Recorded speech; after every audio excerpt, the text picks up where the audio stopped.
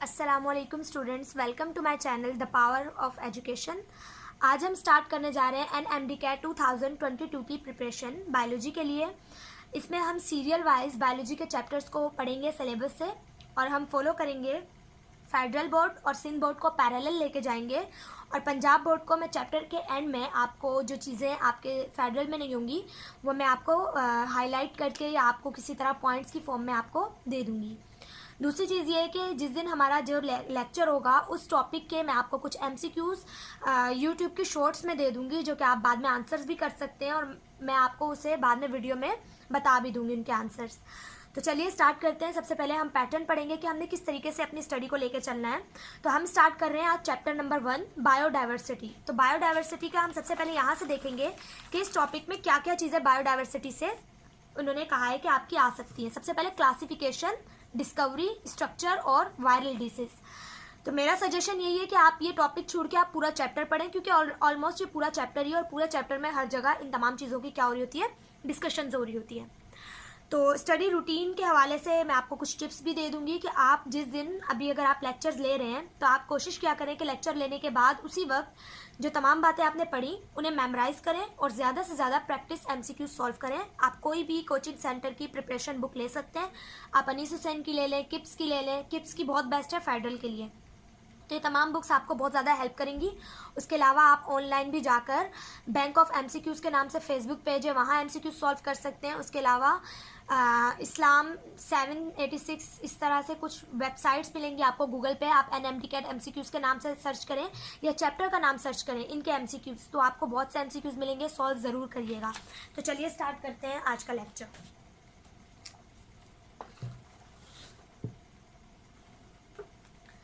Viruses, हमारे पास viruses जो हैं उसकी डिस्कवरी और उनका स्ट्रक्चर। तो पहले ये कहा जाता है कि जैसा कि हम सबको ये बात पता है कि influenza, bird flu, polio, swine flu और डेंगू जो है ये किसी वायरस की वजह से होता है। और हमारे पास वायरस जो होते हैं वो पैथोजेंस होते हैं। पैथोजेंस मतलब जो हमें नुकसान पहुंचाते हैं, और ये बहुत सी डिसीज काउज करते हैं एनिमल्स में भी और प्लांट्स में भी। असल लेक्चर आपका यहाँ से स्टार्ट होता है कि वायरसेस आर नॉन सेल्स, के वायरसेस का कोई सेल नहीं होता, वायरसेस ए सेलुलर होते हैं। ये बात MCQs में पूछी जा सकती है, मोस्ट इंपॉर्टेंट है कि वायरस का खुद का कोई सेल नहीं होता, वो ए सेलुलर होते हैं। वो कभी भी खुद से इंडिपेंडेंटली रेप्लिकेट नहीं कर सकते। इंडिपेंडेंटली रेप्लिकेट का मतलब है अपने जैसे मजीद वायरसेस नहीं बना सकते जब तक कि वो किसी बॉडी में ना हो। They can not synthesise their own energy and protein, वो ना तो अपनी खुद की एनर्जी बना सकते हैं और ना ही खुद के प्रोटीन बना सकते हैं, क्योंकि उनके पास राइबोसोम्स भी नहीं होते। और एनर्जी के लिए आपको पूरा एक हमारे पास ग्लूकोज बनाने के लिए भी आपको एक पूरा प्रोसेस चाहिए। लेकिन वायरसेस जो होते हैं वो ए सेलुलर होते हैं, तो वो सारा का सारा जो ये काम है अपने आप की रेप्लिकेशन, एनर्जी बनाना, प्रोटीन बनाना, होस्ट के अंदर जिस सेल को वो इन्फेक्ट कर रहे हैं उसके अंदर ये सारे काम करते हैं। ये इतने छोटे होते हैं कि आप बमुश्किल इसे लाइट माइक्रोस्कोप से देख सकें। उसके बाद हमारे पास वायरसेस के डिस्कवरी के बारे में है कि वायरस हमारे पास लातीनी ज़बान का लफ्ज़ है जिसका मतलब जो कि हमारे पास है वैनम, यानी कि पॉइजन। पुराने ज़माने में ये कहा जाता था पास्ट में कि जो डिसीज जिनका काज पता नहीं होता कि वो किस वजह से हुई, उन्हें वायरस का नाम दे दिया जाता था। लेकिन बाद में हमारे पास चार्ल्स चैम्बरलैंड ने एक आइडिया दिया कि वायरस नाम की भी कोई चीज़ होती है, जो कि हमारे पास चार्ल्स चैम्बरलैंड काम करता था लुईस पास्चर के साथ। लुईस पास्चर ने एक एजेंट था रेबीज़, रेबीज़ को काज करने वाला एक एजेंट, यानी कि रेबीज़ एक बीमारी होती है जो कि डॉग के काटने से होती है, पागल कुत्ते के काटने से होती है, उसके स्लाइवा से फैलती है रेबीज़। तो हमारे पास उसने क्या देखा कि जो रेबीज़ का वजह है, काजेटिव एजेंट मतलब रेबीज़ को काज करने वाली जो चीज़ है वो हमारे पास पोर्सिलिन मेम्ब्रेन से गुजर सकती है। तो पोर्सिलिन फिल्टर एक ऐसा फिल्टर था जिसके सुराख 100 से 1000 नैनोमीटर के थे और जिससे कोई भी बैक्टीरिया नहीं गुजर सकता था। तब उसने कहा कि ये रेबीज काज करने वाली चीज़ कोई बैक्टीरिया नहीं है, क्योंकि बैक्टीरिया कभी भी पोर्सिलिन मेम्ब्रेन से नहीं गुजर सकता। तो उस वक्त एक आइडिया आ गया चार्ल्स चैम्बरलैंड के जहन में, किसका? वायरस का। बाद में हमारे पास लोवेनोस्काई ने क्या किया, एक टोबैको, हमारे पास जो टोबैको मोसैक वायरस है जो कि हमारे पास तंबाकू की लीव्स को ख़राब करता है, तो उसने ये देखा कि जो तंबाकू की लीव इन्फेक्टेड है उसने उससे पानी निकलवाया, यानी कि उसे उबाल कर उसका जो सिरप निकाला, और उसके बाद उसने वो जो पानी था वो एक हेल्दी लीफ पे डाल दिया। एक हेल्दी लीफ जो कि हमारे पास बिल्कुल सही है, और उसे ये यकीन था कि लीव ख़राब नहीं होगी, क्योंकि वो समझ रहा था कि ये बैक्टीरिया की वजह से, क्योंकि पहले ये समझा जाता था कि टोबैको मोज़ेक वायरस जो है वो किसी बैक्टीरिया की वजह से हो रहा है। तो हमारे पास क्या हुआ, कुछ दिनों के बाद वो हेल्दी जो लीफ थी जिस पे वो पानी डाला गया था वो भी इन्फेक्ट हो गई।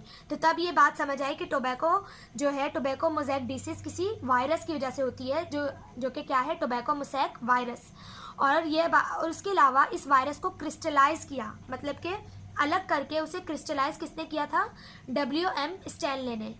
और वायरसेस को हम किसकी मदद से देख सकते हैं, सिर्फ इलेक्ट्रॉन माइक्रोस्कोप की मदद से, और वायरसेस की स्टडी को कहा जाता है वायरोलॉजी। होप्स हो कि आपको इस वीडियो में बहुत सारे पॉइंट्स मिले होंगे और बहुत सारी मैंने चीज़ों को अंडरलाइन भी किया हुआ है, तो आपने इस वीडियो को अच्छे से समझना है और उसके साथ साथ आपने जो सारे पॉइंट्स हैं इन्हें मेमोराइज भी करना है। तो चलिए अब हम स्टार्ट करते हैं characteristics of virus. Virus occurs in different varieties और स्ट्रेन्स।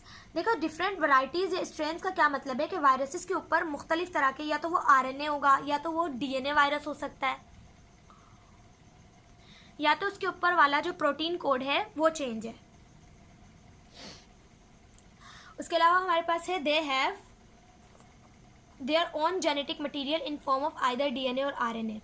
तो हमारे पास वायरसेस के पास या तो DNA होता है या फिर RNA होता है, और कुछ वायरसेस ऐसे होते हैं जो कि म्यूटेशन करते हैं, वक्त के साथ साथ अपने DNA में चेंजिंग करते हैं। यही वजह है कि हम जो है वायरसेस के ख़िलाफ़ कोई भी जो दवाई है वो इजीली नहीं बना पाते, क्योंकि वायरस अपने अंदर क्या करता है, म्यूटेशन का मतलब है उसके DNA का पूरा स्ट्रक्चर चेंज हो जाता है। DNA हमारे पास वो इन्फॉर्मेशन होती है जो कि पूरी बॉडी को कंट्रोल करने के लिए इस्तेमाल होती है। तो हम क्या करते हैं, कोई भी अगर किसी भी बैक्टीरिया के खिलाफ कुछ बनाते हैं तो वो जाकर उसके DNA को डिस्ट्रॉय करती है, लेकिन वायरस क्या करता है, वक्त के साथ साथ DNA ही बदल लेता है। इसलिए वायरसेस के खिलाफ हमारे पास जो वैक्सीन है वो बनाना बहुत मुश्किल भी होता है। They reproduce using the machinery of host cell. ये हमारे पास होस्ट सेल की मशीनरी इस्तेमाल करके रिप्रोडक्शन कर रहे होते हैं या अपनी रेप्लिकेशन कर रहे होते हैं। They enter the cell of living organism and cause disease. ये इंटर होते हैं सेल्स में और डिसीज को काज कर रहे होते हैं। इंट्रा सेलुलर ऑब्लिगेट पैरासाइट, ये सेल के अंदर रहते हैं और ऑब्लिगेट पैरासाइट है। ऑब्लिगेट पैरासाइट का मतलब है कि अगर कोई वायरस किसी एनिमल का वायरस है तो वो उसी एनिमल को होगा। जैसे अगर कोई वायरस किसी गाय को, काव को वायरस काज कर रहा है तो वो कभी भी इंसानों को काज नहीं करेगा, क्योंकि ऑब्लिगेट का मतलब होता है बिल्कुल किसी एक चीज़ पर डिपेंड हो जाना, कि अगर इंसानों का वायरस है तो वो किसी डॉग को इन्फेक्ट नहीं करेगा और डॉग का वायरस इंसानों को इन्फेक्ट नहीं करेगा। इसे कहते हैं ऑब्लिगेट पैरासाइट। तो ये इंट्रासेलुलर ऑब्लिगेट पैरासाइट है। ये चीज़ मोस्ट इंपॉर्टेंट है, MCQs में आ चुकी हैं already. They get destroyed by ultra violet rays. Viruses हमारे पास अल्ट्रा वायलेट रेस से डिस्ट्रॉय हो जाते हैं। क्यों डिस्ट्रॉय होते हैं, क्योंकि उनका DNA हमारे पास डिस्ट्रॉय हो जाता है जब अल्ट्रा वायलेट रेस उन पर आकर गिरती होंगी। उसके बाद है नॉन लिविंग कैरेक्टरिस्टिक्स। ये जो हमने सारी पढ़ी ये वायरस की लिविंग कैरेक्टरिस्टिक्स थी कि क्या चीज़ें उसे लिविंग शो करती हैं। नेक्स्ट है नॉन लिविंग, तो they lack cellular structure, enzyme and enzyme system. इनके पास ना तो कोई सेल है, ना ही इनके पास कोई एंजाइम है और ना ही इनके पास कोई एंजाइम का सिस्टम है, और इनकी खुद की मेटाबॉलिक एक्टिविटी भी नहीं है कि ये अपने खुद का मेटाबॉलिज्म भी नहीं करते। ये हमारे पास क्रिस्टलाइज भी हो सकते हैं और इसे हम किसी बोतल में स्टोर भी कर सकते हैं। वायरसेस रेप्लिकेशन नहीं करते, रिस्पायर नहीं करते, और ये हमारे पास नॉन लिविंग होते हैं जब तक कि वो बॉडी से बाहर हों। जैसे ये बॉडी के अंदर जाते हैं ये हमारे पास एक्टिव भी हो जाते हैं और लिविंग भी हो जाते हैं। होप्स हो कि आपको पूरा लेक्चर समझ आया होगा। अगर कोई भी क्वेश्चन या क्यूरी है तो कमेंट में आप पूछ सकते हैं। Thank you so much, and channel को सब्सक्राइब ज़रूर कीजिएगा, वीडियो को लाइक ज़रूर कीजिएगा। अल्लाह हाफिज़।